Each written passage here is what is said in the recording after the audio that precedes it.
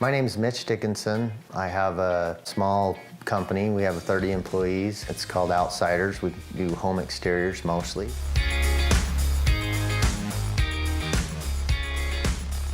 Because most of the things we do really on a home exterior are weatherization of the home. And so people are expecting us to finish it so that they're not worried about the weather. Our top priority in engaging in roofing is first of all safety. It's not as safe in the winter. It's slick, whether it's wet, whether it's frost. So safety is the biggest issue. We do watch the weather really close and to decide what we're going to install. Like vinyl siding is like one of the biggest things. Below freezing, if you do install it, chances are you're gonna have to go back in the summer and do some warranty work.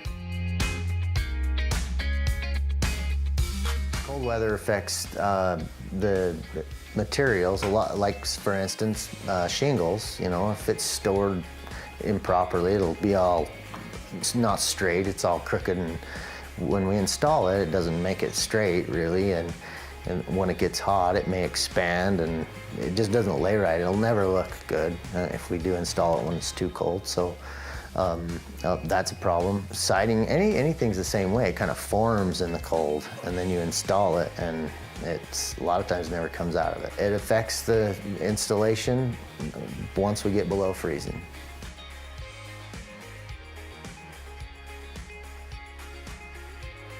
A lot of products have installation temperatures that are high, like 40 degrees, 30 degrees. You can't install in order to get the manufacturer warranty. It's definitely something that they're worried about, so we follow those.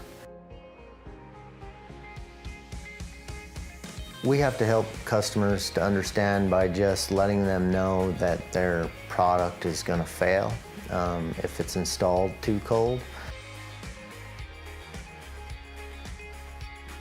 We struggle with electric motors being hard to start, popping breakers because it's cold. We struggle with condensation in the compressors, and it gets in the lines and freezes up. The cold affects the tools for sure.